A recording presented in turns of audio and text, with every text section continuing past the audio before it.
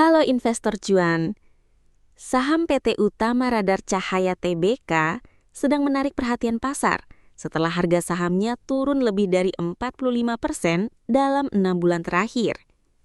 Namun di balik tekanan harga itu, RCCC ternyata masih mencatat cash flow operasional yang cukup sehat dan pertumbuhan laba di atas 50% secara tahunan. Selamat datang di channel Saham Cuan. Sebelum kita mulai, saya ingatkan kembali bahwa video ini sepenuhnya hanya untuk edukasi, bukan ajakan beli atau jual saham. Semua keputusan investasi tetap ada di tangan Anda. Pada video kali ini, kita akan membahas fundamental PT Estika Tata Tiara Tbk dengan kode saham BEEF. Video ini dibuat pada tanggal 20 Mei 2026 menggunakan data pendukung Q1 2026 serta harga penutupan pasar tanggal 19 Mei 2026.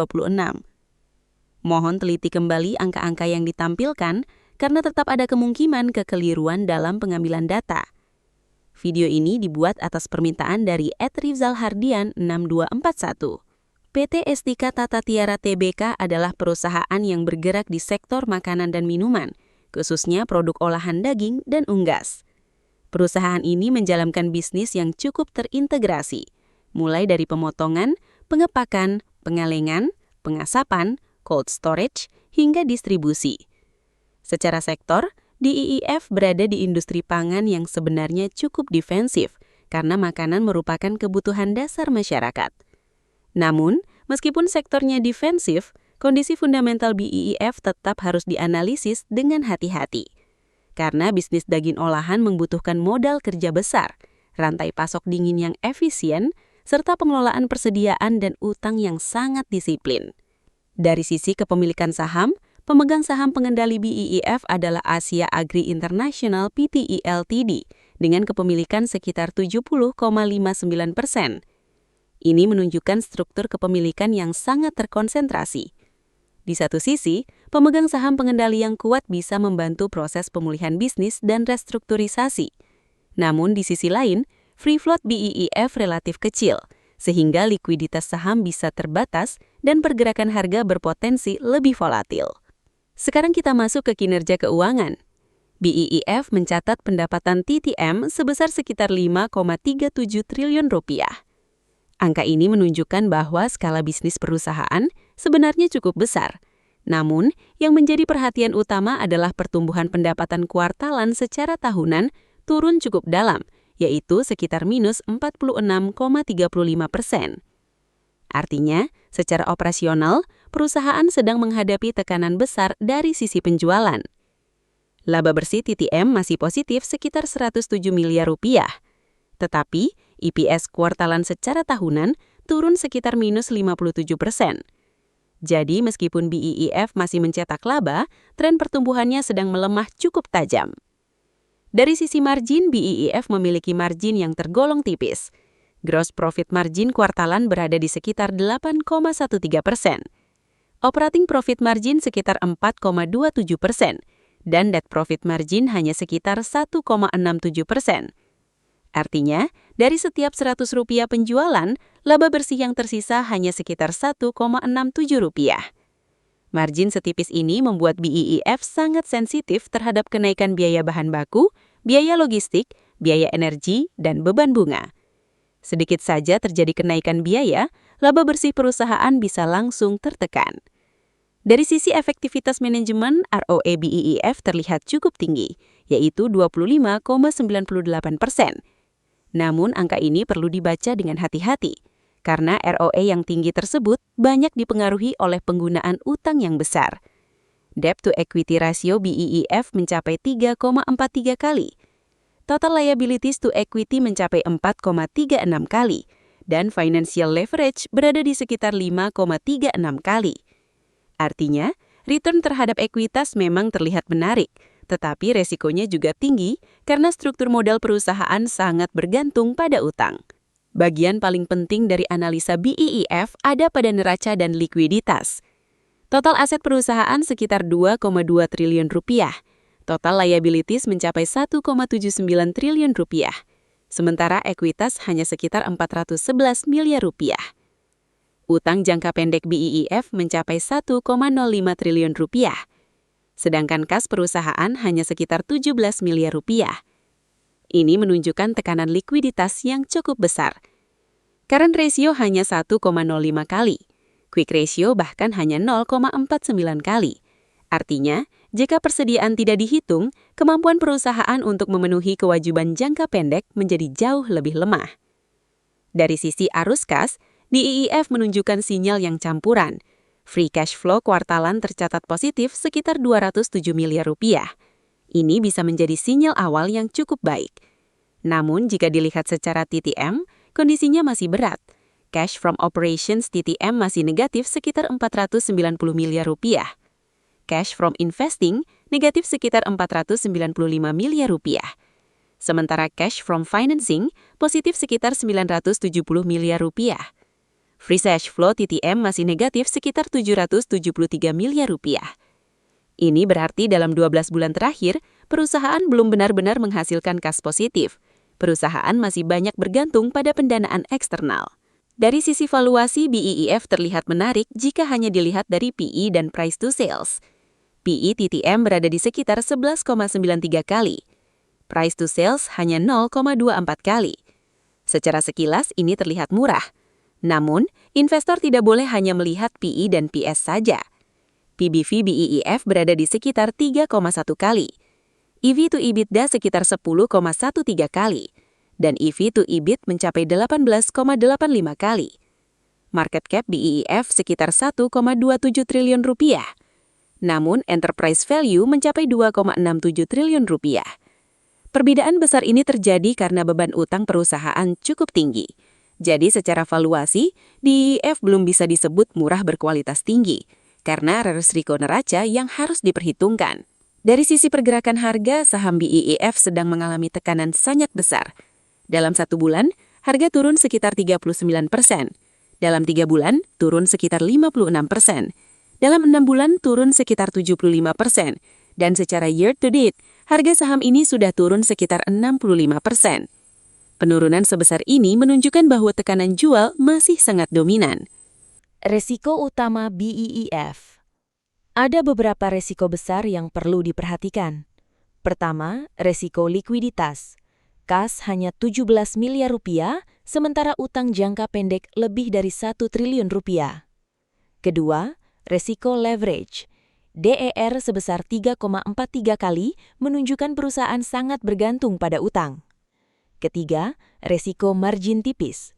Net profit margin hanya 1,67%, sehingga laba sangat rentan terhadap kenaikan biaya.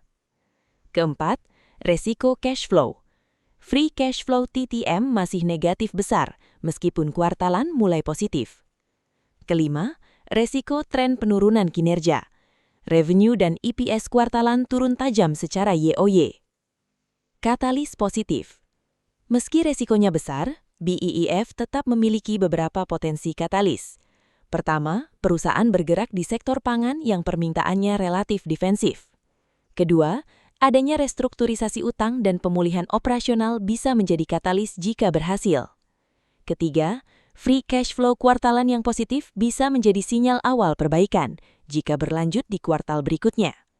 Keempat, pemegang saham pengendali yang kuat bisa membantu stabilisasi bisnis. Kelima, valuasi price to sales yang rendah bisa menarik bagi investor yang mencari saham turnaround. Secara teknikal, saham BEEB masih berada dalam tekanan bearish yang sangat kuat. Per 19 Mei 2026, harga BEEB ditutup di sekitar 157, turun 6,55% dalam sehari, dengan rentang harian 152 sampai 173. Harga ini juga sangat dekat dengan area 52 week low di 151. Sementara 52 week high berada jauh di 920. Dalam jangka pendek, tekanan jual masih dominan. Penurunan 1 bulan sekitar 40%, 3 bulan sekitar 56%, dan 6 bulan sekitar 75% menunjukkan tren turun yang belum selesai.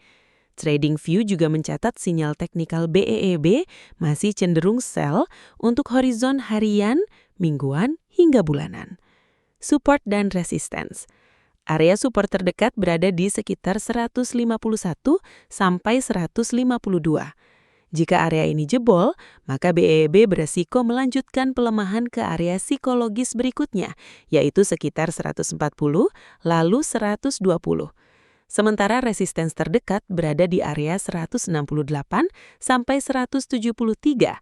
Jika harga mampu menembus area ini dengan volume besar, maka peluang rebound jangka pendek terbuka ke area 190 sampai 200. Resistance penting berikutnya berada di sekitar 250 sampai 300, terutama karena perusahaan menetapkan batas harga buyback maksimal di Rp300 per saham. Rencana buyback BEB disebut bernilai hingga 100 miliar rupiah, berlangsung mulai 19 Mei 2026 sampai 18 Mei 2027, dengan batas harga pembelian maksimal Rp300 per saham. Momentum harga. Momentum BEB masih lemah. Penurunan tajam dalam beberapa bulan terakhir menunjukkan saham ini belum membentuk struktur uptrend baru. Selama harga masih bergerak di bawah resistance 200 dan belum mampu membentuk higher high dan higher low, maka rebound yang terjadi masih lebih aman dianggap sebagai technical rebound, bukan reversal besar. Skenario teknikal. Skenario bearish. Jika BEB gagal bertahan di atas 151, tekanan jual berpotensi berlanjut. Ini bisa menjadi sinyal bahwa market masih belum percaya terhadap pemulihan fundamental perusahaan. Skenario netral. Jika harga bergerak sideways di area 151 sampai 173, maka BEB sedang masuk fase konsolidasi bawah. Pada fase ini, investor sebaiknya menunggu breakout valid. Skenario bullish.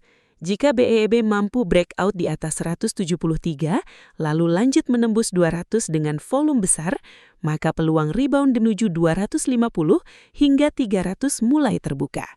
Kesimpulannya, BEF adalah saham yang menarik, tetapi juga memiliki resiko yang sangat besar. Dari sisi fundamental, perusahaan masih memiliki bisnis nyata, pendapatan besar, sektor pangan yang defensif, dan peluang pemulihan jika restrukturisasi serta efisiensi operasional berhasil. Namun, di sisi lain, kondisi keuangan BEF masih cukup berat.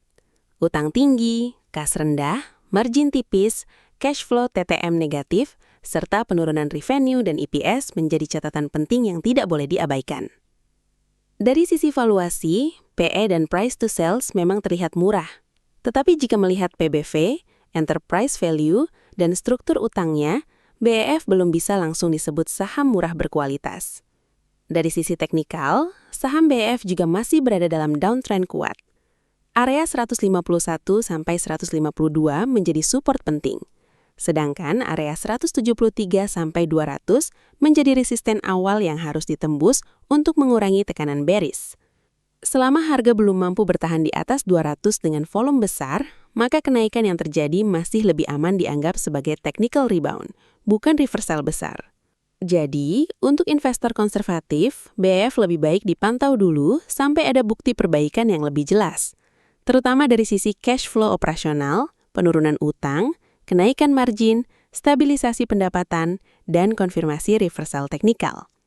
Sedangkan untuk investor agresif, BEF bisa saja menarik sebagai saham turnaround spekulatif, namun wajib disiplin dengan manajemen resiko, karena tanpa perbaikan nyata, resiko value trap masih cukup besar. Jadi, menurut teman-teman, BEF ini peluang turnaround besar di sektor makanan olahan, atau justru value trap karena utang dan tren harga yang masih bearish? Tulis pendapat kalian di kolom komentar. Jika video ini bermanfaat, jangan lupa like, subscribe, dan aktifkan lonceng notifikasi agar tidak ketinggalan analisa saham berikutnya. Sampai jumpa di video selanjutnya. Tetap rasional, tetap disiplin, dan salam cuan.